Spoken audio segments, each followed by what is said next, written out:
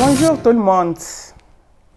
J'espère que vous allez bien. C'est votre humble servante, Mamie Déborah et Bambi, qui vient aujourd'hui sur notre plateforme La Mère Paul Parle pour parler de notre vie chrétienne. Nous, en tant que chrétiens, nous venons partager la parole de Dieu. Nous, les chrétiens, nous venions de célébrer la mort et la résurrection de notre Seigneur Jésus-Christ de Nazareth. Et avant d'entrer dans le vif de notre sujet, nous allons d'abord prier. Père, dans le nom puissant de Christ Jésus, nous te recommandons ce temps entre ta mains. Merci pour la parole que tu nous as donnée pour partager. Tu es Dieu et tu restes Dieu. Saint-Esprit de Dieu, nous avons besoin de toi. Viens à travers la Mère Paul Parle glorifier Dieu en Christ Jésus. Merci Père. Commence avec nous et termine avec nous. Pendant que nous disparaissons, que toi-même, Saint-Esprit de Dieu, tu nous parles et tu nous bénis. Dans le nom puissant de Christ Jésus, nous avons ainsi prié, nous disons Amen. Amen, amen, amen. Oui, comme je venais de le dire, que la Pâque que nous venions de célébrer, qui est la mort et la résurrection de notre Seigneur Jésus-Christ, pour nous les chrétiens, c'est un mode de vie. Nous célébrons la Pâque chaque jour. C'est chaque jour que nous avons, à chaque fois que nous prenons la Sainte Seine, nous célébrons la mort et la résurrection de Christ Jésus de Nazareth. C'est comme il est écrit en 1 Corinthiens 11, dans le verset 25 à 26. Je lis la parole de Dieu au nom puissant de Christ Jésus. Dans la nuit où ils furent livrés, il prit du pain et après avoir rendu grâce, le rompit et dit, « Ceci est mon corps qui est rompu pour vous. Faites ceci en mémoire de moi. » De même, après avoir soupé, il prit la coupe et dit, « Cette coupe est la nouvelle alliance en mon sang. Faites ceci en mémoire de moi toutes les fois que vous en boirez. Car toutes les fois que vous mangez ce pain et que vous buvez cette coupe, vous annoncez la mort du Seigneur jusqu'à ce qu'il revienne. » Alléluia. Gloire à Jésus. Gloire à Jésus. C'est-à-dire que nous devons célébrer la mort de Christ Jésus et sa résurrection, nous en tant que chrétiens, pas seulement le jour de Pâques, comme nous venions de le faire, mais c'est chaque jour que nous devons nous souvenir de ce que le Seigneur a fait pour nous, de ce que le Seigneur est mort pour nous et ressuscité pour nous donner la vie éternelle. Et aujourd'hui, nous avons comme thème « Christ est ressuscité, bannit l'esprit de peur et d'angoisse en nous. » Oui, c'est ça le thème d'aujourd'hui. Christ est ressuscité. Christ n'est pas resté dans le tombeau. Christ est ressuscité. Il est vivant. C'est lui qui bannit nos peurs. C'est lui qui bannit nos angoisses. Alors, dans Jean 3, 16, la parole de Dieu dit, « Dieu a tant aimé le monde qu'il a envoyé son Fils unique, pour que quiconque croit en lui ne périsse, mais qu'il ait la vie éternelle. » Dieu a tant aimé le monde. Le monde, c'est toi, mon frère, c'est toi, ma soeur. Le monde, c'est moi. Mais il nous a tant aimés. Il nous a aimés. Donc, tels que nous sommes, méchants que nous sommes, ingrats que nous sommes. Donc, avec tous nos défauts, toutes nos faiblesses, Dieu nous a tant aimés. Et il nous a envoyé son Fils unique, qui est Christ Jésus, pour venir nous racheter. Nous racheter, c'est-à-dire nous étions dans l'esclavagisme du diable. Alors, lui, Christ, est venu nous racheter. Il est venu nous racheter par sa mort, au moyen de son sang. Et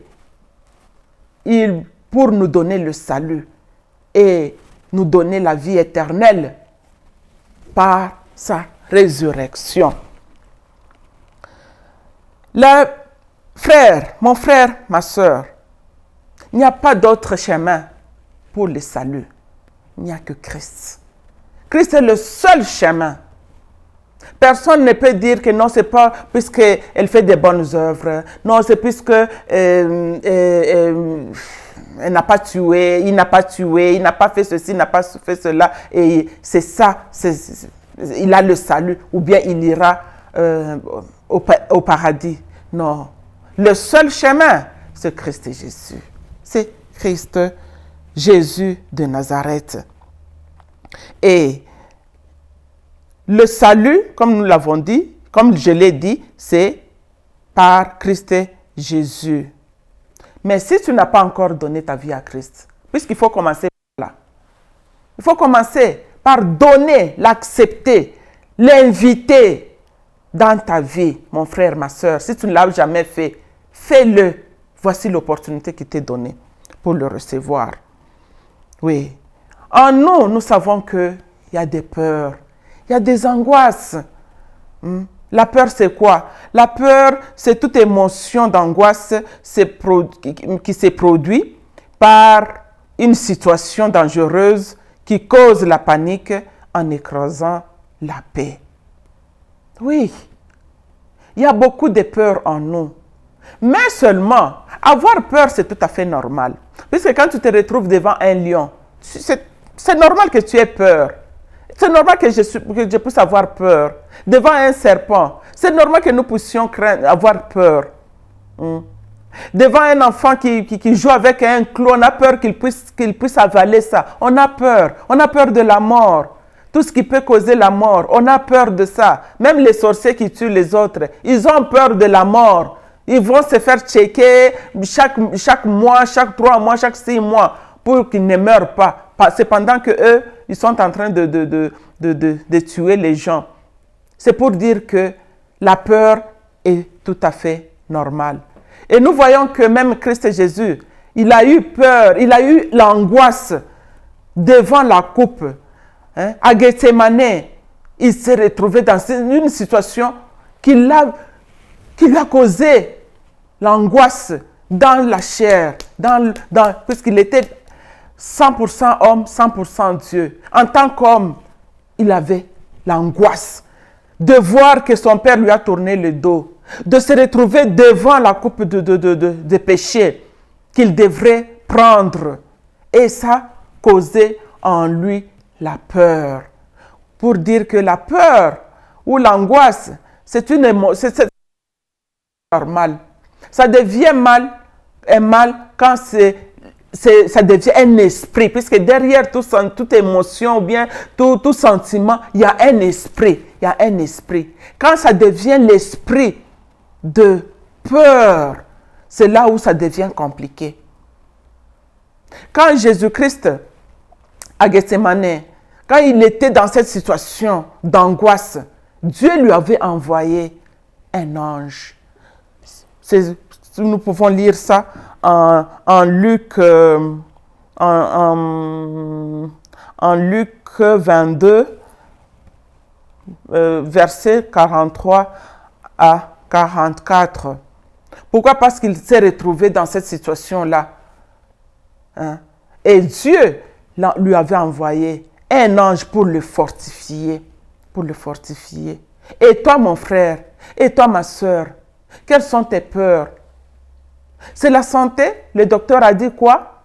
Oh, le docteur ne m'a donné que 6 mois. Oh, le docteur a dit que tu n'as plus que 3 mois. Ça a causé la peur, ça a causé la phobie. Ce sont des dettes à la banque. La banque, tu dois à la banque, mais tu te retrouves au chômage. Tu te retrouves sans business. tu as ces peurs-là? Est-ce que c'est le célibat? Peut-être tu es déjà à un âge avancé, que ce soit pour un homme ou pour une femme. Tu commences à avoir peur, de voir les regards des gens. Ça commence à te mettre mal à l'aise, à te donner la peur pour dire est-ce que ça viendra ou pas. Il y a la peur, peut-être tu as essayé plusieurs fois, tu ne fais qu'échouer. Les échecs ont produit la peur en toi, mon frère ou ma soeur. Alléluia. Aujourd'hui, Dieu t'envoie sa parole. De la même manière qu'il avait envoyé l'ange pour fortifier Christ, c'est de la même manière qu'il t'envoie sa parole. Sa parole qui est esprit et vie. Sa parole pour te réconforter. Sa parole pour te montrer le chemin par lequel tu peux t'en sortir. C'est sa parole. C'est sa parole. Alors, crois seulement et Christ va entrer dans ta vie, puisqu'il est mort pour toi, il est mort pour moi, et il est là pour te donner la solution. L'ange n'a pas jugé Jésus quand il est venu le réconforter. De la même manière, Jésus n'est pas là pour te juger. Jésus ne te juge jamais et ne te jugera jamais. Jésus est là pour te sauver. Mon frère, ma soeur, ne restez pas dans le camp où tu es. Ce n'est pas un bon camp. Sans Christ, il n'y a pas de vie. Sans Christ, il n'y a pas de vie. Viens à Christ. Accepte-le. Accepte-le. Et donne-lui ta situation. Puisque c'est lui notre source. C'est lui notre référence. C'est lui notre modèle. Il est là pour prendre ta charge, pour prendre ta situation. C'est pourquoi il a dit en Matthieu 11, 28, 29, jusqu'à 29, il a dit que venez à moi, vous tous qui êtes fatigués et chargés, je vous donnerai du repos. C'est Christ lui-même qui dit, tu es fatigué, tu es chargé, viens à moi, Christ, je vais te donner du repos. Je vais te donner du repos. Le repos, c'est quoi? Le repos, c'est-à-dire que le repos n'est en Christ. Il n'y a qu'en Christ où on peut avoir le repos. Tu peux avoir des millions, tu peux avoir beaucoup de biens, mais sans avoir la paix. Sans paix. C'est-à-dire que tu es malheureux. Il n'y a que Christ, en Christ où tu peux trouver la véritable paix. Il a dit que et je vous donnerai du repos. Prenez mon joug sur vous et recevez mes instructions. Quelles sont ces instructions que Jésus nous donne? Ces instructions, c'est quoi? C'est l'amour, le pardon, la sanctification, l'humilité. C'est ça, c'est tout ce qu'il nous demande. C'est tout ce qu'il nous demande. C'est ça, ces instructions. Mon frère, ma soeur, Christ te tend la main. Car je suis doux et humble de cœur, et vous trouverez du repos pour vos âmes. Ça, c'est Christ qui dit. Il se soucie de nos âmes, pour que nos âmes puissent avoir du repos. Puisque une âme troublée, c'est compliqué. C'est vraiment compliqué. Et notre repos est en ce Christ qui est ressuscité. Alors, tu dois savoir, mon frère, ma soeur, que la fin de cette vie avec le diable, c'est déplorable. C'est vraiment déplorable. Peut-être tu as un semblant de paix, tu as un semblant de bien, tu as un semblant de joie, de bonheur. Mais finir la vie avec le diable, c'est vraiment déplorable. Et par contre, finir la vie avec Christ, c'est vraiment glorieux, c'est vraiment merveilleux. C'est pourquoi la mère Paul parle, t'invite à donner ta vie à Christ Jésus qui est ressuscité. Qu'est-ce que nous pouvons voir avec ces disciples? Quand ils étaient dans la barque, dans la barque, et Jésus a marché sur les eaux pour les rejoindre, ils ont cru que c'était un fantôme. Ils étaient dans la peur. Ils avaient paniqué. Pour eux, c'était un fantôme. Et pourtant, c'était Jésus. Et Jésus, mort, quand Jésus était mort, les disciples s'étaient enfermés. S'étaient enfermés quelque part par peur. Ils avaient peur des Juifs. Ils étaient enfermés. Pourquoi? Parce que Christ n'était pas là. Christ était mort. Mais Christ est ressuscité. Devant Marie, il n'y avait pas la peur. Il y avait la joie. Christ est ressuscité. Devant ses disciples, là où il s'était apparu pour la première fois. Ils n'avaient pas eu peur. Comme quand ils l'avaient vu marcher sur les eaux, croyant que c'était un fantôme. Non. Christ est ressuscité cette fois-là. C'était le Maître. Christ est ressuscité. Ah, il faut le désirer, mon frère. Il faut le désirer, ma soeur.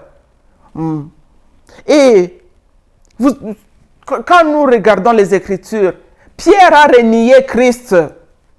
Il l'a renié devant une fille pour dire que non, il ne le connaissait pas, Jésus. Mais après la résurrection de Christ, le même Pierre qui l'avait renié a annoncé avec force ce Christ-là. Oh, alléluia, alléluia. Ne restez pas sans Christ, mon frère. Ne restez pas sans Christ, ma soeur. Alléluia. Et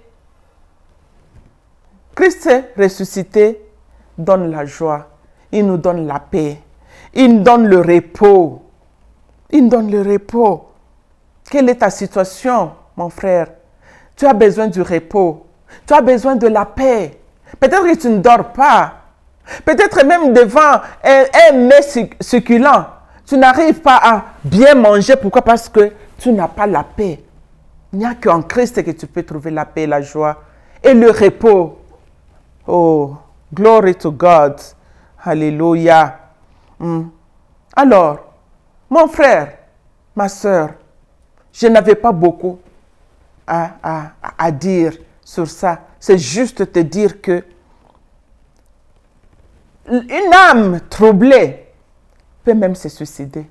Combien de millionnaires se sont déjà donné la mort malgré leur argent? Combien de gens, combien de grandes personnalités, même des stars qui se sont déjà fait des succès, mais ont fini leur vie par le suicide. Pourquoi? Parce que c'est par le manque de paix. Une âme troublée, une âme, si ton âme est troublée, mon frère, ma soeur, tu as besoin de la paix. Tu as besoin vraiment de la paix. Tu as besoin de Christ qui est sorti du tombeau, de te sortir de cette prison. Peut-être tu es dans une loge où tu as peur de sortir. Peut-être tu as des fétiches. Tu as peur d'abandonner ces fétiches. Mais il y a Christ qui t'étend la main. La main de Christ est là.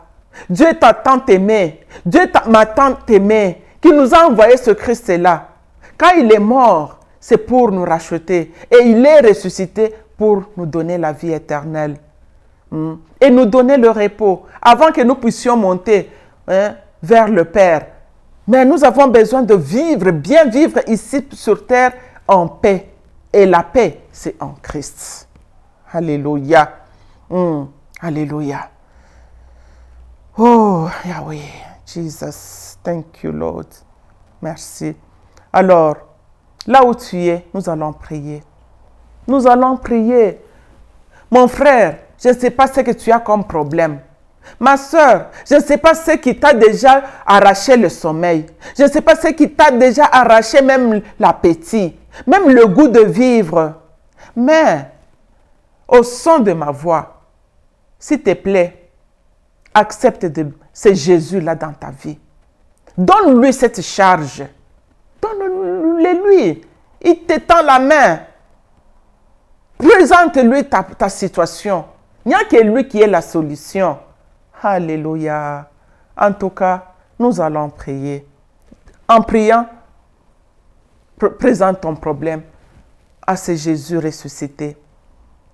Éternel Dieu Tout-Puissant, dans le nom puissant de Christ Jésus, nous sommes devant toi, Seigneur.